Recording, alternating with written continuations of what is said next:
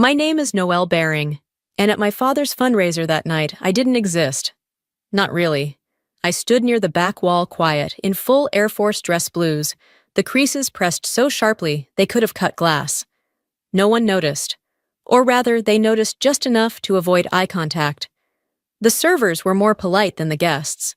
The scent of champagne and ego drifted through the air, and the whole room sparkled like a crystal eye. My father, Martin Baring, rising political star, worked the crowd like a maestro, shaking hands, offering that campaign-perfect smile.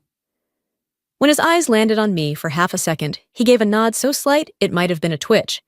Then he turned away. No recognition, no warmth, just a non-event. My cousin Troy didn't bother hiding it. I saw him point at me as he leaned toward my Aunt Colleen voice, low but loud enough to carry. "That's Noelle," he said, chuckling. "The one who plays soldier. She's just a medic." They both laughed. So did my father. That one stung more than I expected. Not because it was new, it wasn't, but because I had thought just for a second that maybe being invited meant something had changed. I should have walked out, slipped away like they always wanted me to. Back into the shadows where my absence was more convenient than my presence. But before I could move, the energy in the room shifted. A hush rolled across the hall like a cold front. The heavy doors opened, and the crowd turned. The President of the United States had arrived. Flanked by Secret Service, he walked in with the gravity of a storm. My father lit up like a child seeing Santa Claus. He edged forward, clearly, hoping for a handshake or a photo. But the President didn't stop for him, or for anyone in the line of power suits and glittering donors. He scanned the room slow, deliberate, until his eyes found mine. There was a pause.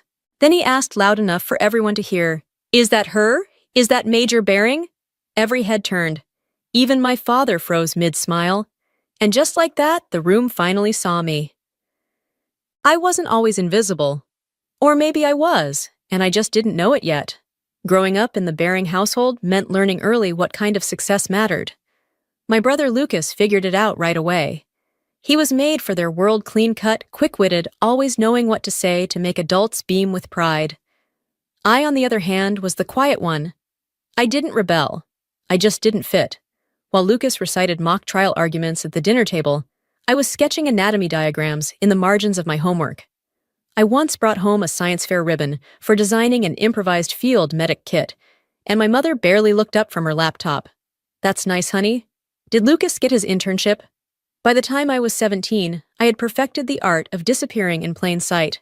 I wasn't bitter, not then, just tired. Tired of chasing approval that was never mine to catch. So when college acceptance letters came, I did something that made my parents pause, but not in the way I hoped. I told them I wasn't going to Stanford, that I was enlisting. My father laughed, out loud. My mother looked like I'd just confessed to joining a cult. "Noelle," she said slowly, as if testing whether I was serious. "You're going to throw away your education to join the military." "As what a nurse I want to become a combat medic," I replied. "Air Force, pararescue training." My father's face hardened. "Why would you waste your potential like that? You're too smart to be a grunt." That word, grunt, it landed like a verdict. I remember standing there in the kitchen, the cold tile under my bare feet, wondering how saving lives had become something to be ashamed of. They didn't yell. They didn't disown me. They did something worse. They moved on. Lucas got a new suit for his first law firm internship. I got a pamphlet about deferred enrollment just in case I came to my senses. But I didn't. I passed selection, made it through the pipeline, and every time I was dropped into a mission zone, every time I stabilized someone under fire, I told myself this matters, even if no one back home sees it, especially if they don't. It was in that silence years of it that I learned how to hold myself up, but I'd be lying if I said I never wanted them to look. Just once, just really look. The call came on a Tuesday afternoon. I had just finished a debrief after a multi-casualty evac in Kandahar when my promotion orders came through technical sergeant. It had taken 8 years more deployments than I could count, and a stack of scars, both the visible and invisible kind. For a moment, I let myself feel proud. And then I did something foolish. I picked up the phone. I called home. My mom answered, her voice bright and composed like always. "Noelle, darling, how are you?" she asked like I was calling from grad school instead of a tent 7,000 miles from home. "I've been promoted," I said. "Technical sergeant. There's a small ceremony next week. Nothing fancy, just base protocol." There was a pause so short it could have been a glitch. "That's great, honey," she said. "We'll certainly try to be there. Try." That word echoed like an old injury. I spent the next few days pretending it didn't matter. I polished my boots. I rehearsed standing at attention. I didn't even ask again. But the night before the ceremony, the truth came anyway. She called me. Soft voice. Careful tone. "Noelle, I'm so sorry, but we won't make it. Lucas? Well, he didn't make partner at the firm. He's devastated. Your father and I are flying to Chicago tonight. He really needs us right now." I stared at the wall phone pressed to my ear, the silence roaring like static. Lucas didn't make partner. That was the emergency, not my promotion. Not the years of service, the lives saved, the mission survived. My achievement was an asterisk. A footnote they'd skim past in favor of their real investment him. My mom didn't notice the shift in my voice when I said I understand. She just thanked me for being so mature. The next morning, I stood in formation on a wind-swept tarmac, my name called by a commanding officer who knew nothing about my family, but respected everything I had done. The metal pinned to my chest felt heavier than it should have. Not because of its weight, but because no one I loved had come to carry it with me. That night, I opened an old notebook I used to keep during training. At the top of the first page, I had once scribbled a quote in shaky handwriting. "They may never clap, but you still get to dance." It wasn't enough, but it kept me standing. Because when your family builds a house where you're not welcome, you learn to become your own shelter. My father's annual fundraiser was held at the Lockwood Club, a place so pristine it felt allergic to fingerprints. Every year the same crowd arrived, lobbyists in sharp suits, socialites in tighter dresses, old money and new ambition swirling together under chandeliers imported from Vienna. And this year, for some reason still unclear to me, I was invited. I almost didn't go. The invitation felt more like an obligation than a gesture of inclusion. But something in me, the same stubborn flicker that had carried me through late-night triage with broken tools and failing light, told me to show up. So I did. I arrived 15 minutes early, the way I was trained, in full dress uniform, ribbons in place, boots shined, hair tied back into the regulation twist I'd done 1,000 times. I didn't expect a red carpet. I didn't even expect a hello, but I wasn't prepared for open mockery either. From across the marble lobby, I caught Troy, the same cousin who once cried when I beat him at chess in 4th grade, leaning toward my Aunt Colleen with a crooked grin. "She looks like she's about to recite the Pledge of Allegiance," he whispered. Colleen laughed. "She still insists on wearing that uniform like it means something." Troy smirked. "She's just a medic. You'd think she saved the world or something." I stood motionless. Not because I didn't hear it, but because I heard it all too clearly. And then I turned to my father. He was standing close enough to have heard every word. He glanced at me, then looked away, offering nothing more than a strained smile. Like this was all harmless, like I was being overly sensitive. That's when I felt the old ache in my ribs, the familiar hollow that had formed in my teenage years and never quite healed. I turned toward the door. I was ready to leave. I didn't need to endure this again. I had survived far worse in places where men bled for inches of dirt. But something shifted.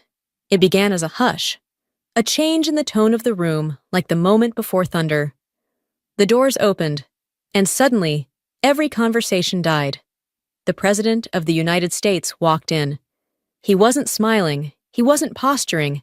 He was moving with intent, flanked by agents shaking no hands, stopping for no cameras. I watched my father straighten his tie and step forward, his face practically glowing. But the President didn't even glance in his direction. His eyes scanned the room once, twice, then landed on me. And then, in a voice that was clear and unmistakable, he asked, "Is that her? Is that Major Bering?" Every head turned, every glass paused midair. The air left the room. I stood still. And in that moment, I wasn't the medic. I wasn't the burden. I wasn't the disappointment. I was someone worth looking at. And they all finally had no choice but to see. After the room exhaled and the whispers began, a man in a slate-gray suit approached me quietly. His steps were precise. His expression unreadable, more field operative than staffer. He introduced himself with a nod. Senior aide to the president. Major Bering, he said in a low voice. The president apologizes if that put you on the spot. He was told you were here and wanted to acknowledge your role in Operation Ilex. The name alone stopped my breath. I hadn't heard it spoken aloud since the mission debrief. Most people never would. The aide continued without waiting for a reaction. Your leadership during that recovery, under fire, with limited resources, was noted at the highest level. The asset was critical. The situation, near impossible. Your decision-making likely prevented a diplomatic disaster. He paused, then added almost gently, the president would like to present you with the Distinguished Service Cross. There will be a private ceremony at the White House next week. Just a few key people, if you're willing. My pulse settled into a cold, quiet rhythm. It wasn't adrenaline, it was something sharper. I nodded slowly. I'd be honored, I said. My voice didn't shake. He began to turn away, but I stopped him with one question. Would it be possible? I let the silence sit a moment. Would it be possible for my family to attend? He blinked. Your family? I gave a measured smile. They've been so supportive. I think it would mean a lot. To them. The lie came easily. The aide studied me, just for a second, like he was trying to see behind the calm surface. But then he nodded. We'll make the arrangements.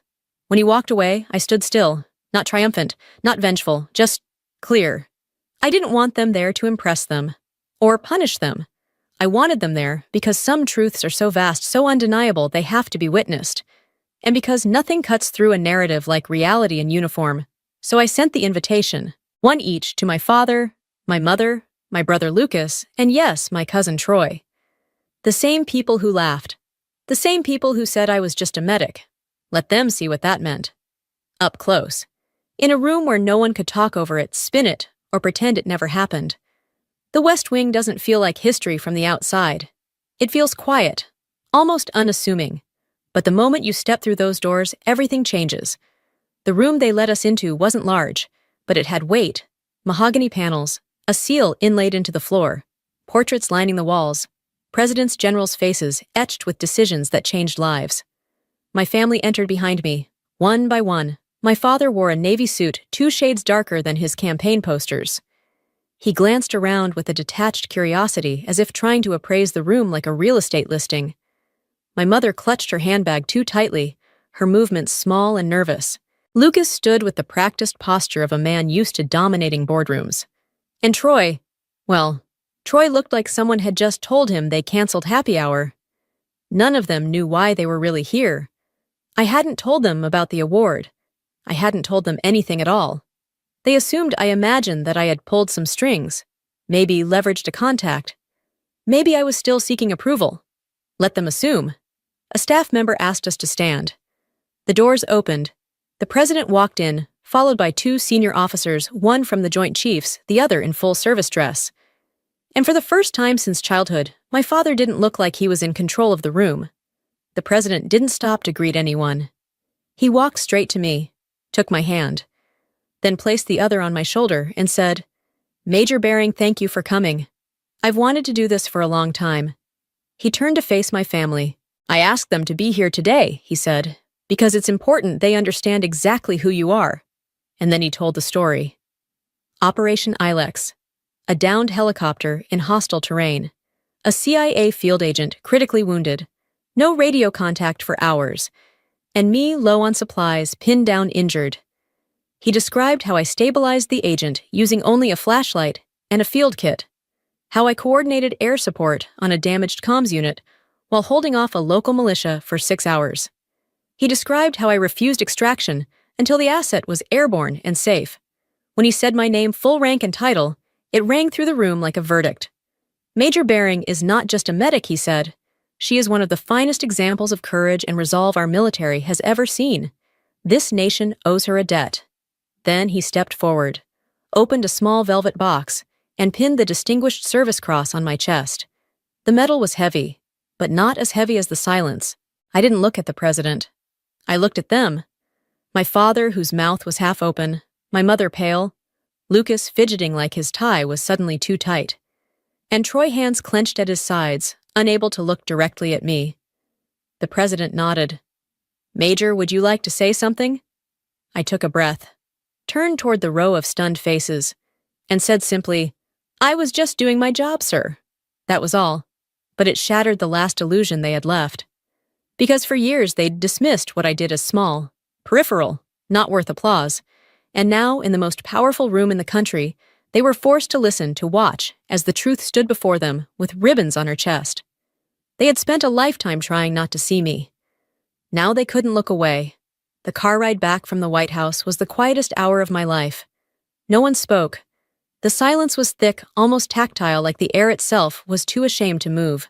I sat in the passenger seat of my father's black town car, staring out the window as the city blurred past in streaks of gray and gold. It was my mother who finally broke. Her voice was light, too rehearsed. We're so proud of you, Noelle." She paused, waiting for something. I didn't respond. My father cleared his throat. "That was remarkable. Absolutely remarkable." Lucas didn't say a word. Neither did Troy. Their words weren't apologies. They were Lifeboat's flimsy, last-minute attempts to stay afloat in a reality they never expected. But the tide had already gone out, and I wasn't standing on their shore anymore. When I got back to the base the next day, there was a small envelope tucked into my locker. Inside was a handwritten note from the president's aide thanking me again for my service. Below the signature was one sentence. For what it's worth, they looked shaken. I folded it once, then tucked it into the back of my journal. 3 days later, my mother called. Her voice was syrupy sweet, like she'd just decided none of it was real. "Your father and I were talking," she said. "We'd love to host a little celebration for you. Just a gathering. Family, friends, press some of your old schoolmates maybe. People should know what you've accomplished. It's incredible, Noelle." I let her speak. I let her try to rewrite the ending. And when she finished, I answered in a voice that felt stronger than I remembered it being. "No, Mom. I don't need a party." She went quiet. I could almost hear her blinking. Then I added calm, "And even I have to go now. I'll talk to you later." And I hung up. There was no drama, no yelling, no final confrontation, just a line, drawn cleanly. That phone call didn't make me angry. It made me free. Because for the first time, I wasn't chasing a moment, or a nod, or a seat at their table. I didn't need to be celebrated in their house, not when I had stood in a room where the truth was undeniable, and finally let it speak for me. 1 year later, I wasn't in a marble hall or behind a podium. I was standing on a training field in Arkansas, my boots covered in dry clay, watching a young recruit fumble a tourniquet under pressure. I had transferred here after my final deployment, taking a position as lead instructor at the combat medic school. It wasn't prestigious. No headlines, no photos, just heat sweat repetition and truth, and I preferred it that way. Out here, I wasn't the daughter of Martin Bering. I wasn't the soldier the president honored. I was just instructor, or ma'am, sometimes major. And for the first time in my life, those names felt like enough. We trained them hard because one day, they'd be the only thing standing between life and death for someone far from home. Some of them were confident, most were terrified, and all of them in their own way reminded me of who I used to be. One afternoon, a trainee named Graves froze during the casualty drag. His partner had slipped the dummy, too heavy, the sun too hot. I could see it in his face he was about to give up. So I walked over, quietly. No yelling. "You don't have to finish the whole course right now," I said. "Just pull 1 inch." He stared at me. Then he moved. 1 inch. Then another. Eventually, the whole body cleared the line. He didn't thank me. He didn't need to. The lesson had already landed where it needed to. That evening back in my office, I opened my locker and saw the medal case still sitting where I left it after the White House. I hadn't touched it since. Then my phone buzzed. A message from my father. It was a photo of the Distinguished Service Cross, professionally framed, mounted beside Lucas's degrees on the family's home office wall. The caption read, "The centerpiece of the collection. Everyone who visits asks about it." I stared at the image. No heat rose in my chest. No anger surged. Just quiet. He still didn't get it. To him, the medal was a trophy, a symbol of proximity to something meaningful, a way to signal value he never truly understood. But that medal wasn't his to hang. It belonged to the mission no one saw. The voices I steadied under fire. The lives I touched with shaking hands and absolute resolve. I deleted the photo, not out of spite, but because I didn't need the reminder. That night, I walked to the fire pit behind the barracks. Some instructors were swapping stories. Someone handed me a dented mug of coffee. The sky was full of stars, real ones, not the painted-on kind my childhood ceiling once had. And in that moment, surrounded by people who knew what it meant to carry weight and never boast about it, I finally exhaled. They had called me just a medic. But here in this quiet corner of the world, where truth didn't need framing, that was more than enough.